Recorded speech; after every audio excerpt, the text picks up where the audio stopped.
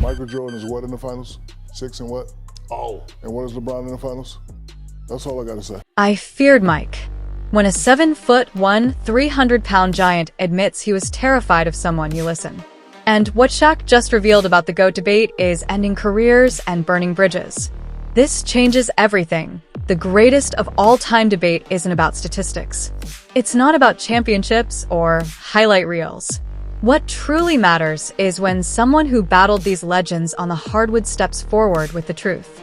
And when that someone is a 4-time NBA champion and Hall of Famer who faced these players head-to-head, we need to pay attention. Shaquille O'Neal isn't just another analyst throwing out hot takes. This man faced Michael Jordan in 21 NBA games, averaged 25 points and 14 rebounds against him, and went toe-to-toe with greatness itself. When Shaq speaks on this topic, he doesn't hold back. His argument for Jordan as the GOAT has nothing to do with rings or scoring titles.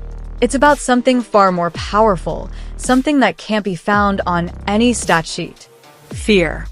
I've heard players say, including myself, I feared Mike. I've heard players say they feared Kobe. I never really heard any players say they fear LeBron. Think about that. One of the most physically imposing athletes in history openly admitting he was terrified of Michael Jordan. Not intimidated. Terrified. January 16th, 1993. Shaq's rookie year against the defending back-to-back champion Bulls. Jordan erupted for 64 points that night, but Shaq's 29 points and 24 rebounds helped Orlando secure a 128-124 overtime victory. It was a glimpse of what young Shaquille could do, but also a masterclass in what made Jordan terrifyingly brilliant. Years later, after watching the Last Dance documentary in 2020, Shaq made his position crystal clear. Michael Jordan will always be the GOAT. Jordan's perfect 6-0 finals record and unparalleled leadership sealed the debate. The statistics back this up devastatingly. Jordan won 10 scoring titles.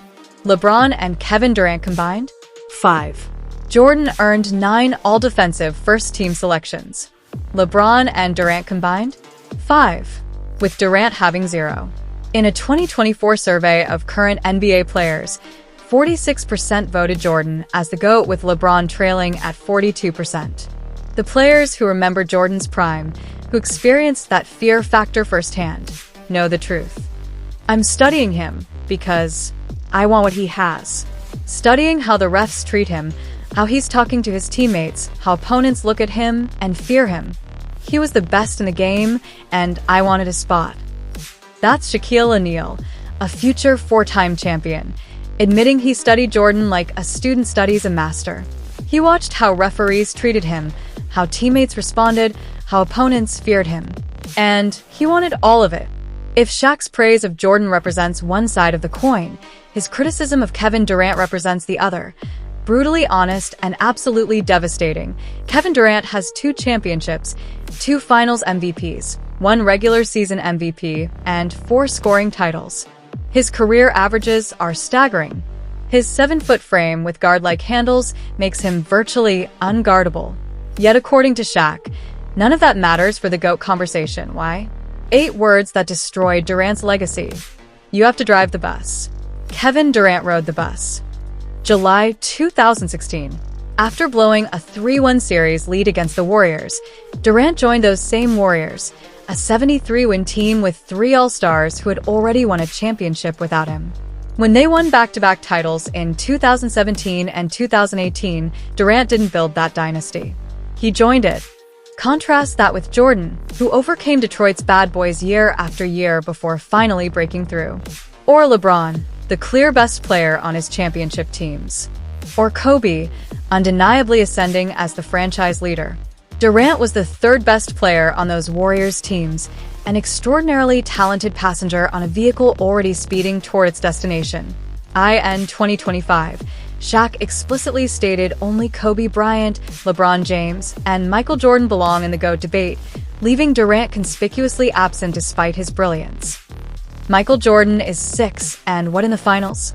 And what is LeBron in the finals? That's all I got to say. Jordan went 6-0. LeBron went 4-6. Durant went 2-1 with a massive asterisk. Durant chose the path of least resistance, and in Shaq's book, that disqualifies him from basketball immortality. The irony? Shaq includes Stephen Curry in the GOAT conversation because of his transformative impact, while excluding Durant, the player who joined Curry's team. Shaq values authenticity in championship pursuits, players who scratched and clawed their way to the top rather than joining forces with the obstacle itself. The most compelling evidence comes from the man positioned as Jordan's primary challenger, LeBron James himself. Their first meeting in 2001, when LeBron was 16 years old.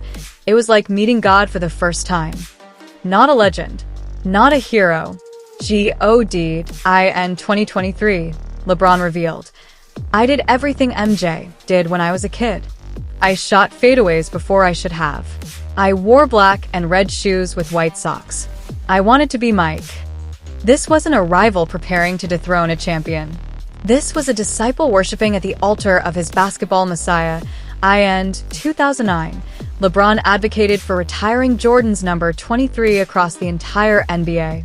In 2012, he tweeted, "Happy birthday to the person I idolized and wanted to be just like Michael Jordan, the GOAT."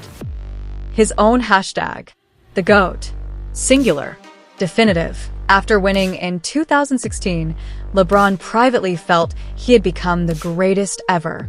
But publicly, y'all can do the debates. Y'all can figure that out. That's not the response of someone who believes he's clearly surpassed his idol. Before a game against Jordan, Shaq was terrified. During the game, he fouled Jordan hard to prevent a dunk. When Shaq tried helping him up, Jordan said, "Don't ever help nobody up. Great foul. Don't do that. I don't need your help, but I'm coming back. Don't you worry." That's the fear factor. That's psychological warfare, identifying and attacking opponents' weaknesses. Quintessential Jordan. The 1995 Eastern Conference semifinals remains the only playoff series Jordan lost after his first retirement, with Shaq's magic defeating the Bulls 4-2. Jordan's response the following year? A 4-0 sweep of Orlando en route to his fourth championship. Shaq won 3 consecutive Finals MVPs, led the league in field goal percentage 10 times, and was so dominant teams invented Hack-a-Shaq to stop him. Yet he's never campaigned for his own inclusion at the top. His willingness to exclude himself while simultaneously excluding Durant speaks volumes. It's not about raw talent or physical dominance. It's about building something from the ground up. Being the unquestioned leader, driving the bus. Even LeBron acknowledged in 2013 that his biggest obstacle was fear of failure, contrasting himself with Jordan. MJ wasn't perfect, but I think the greatest thing about MJ was that he never was afraid to fail. The man positioned as Jordan's greatest challenger openly acknowledging Jordan possessed a psychological edge he himself lacked. The generational divide is undeniable. Younger fans gravitate toward LeBron. Others argue for Durant. But those who lived through the Jordan era understand something statistics can never capture. They understand fear. They understand what it meant to face a competitor so ruthlessly determined he would destroy you psychologically. Shaq sees it. LeBron admits it. The GOAT debate makes for entertaining discourse, but when people who competed at the highest level weigh in, their verdict is remarkably consistent. Michael Jordan stands alone.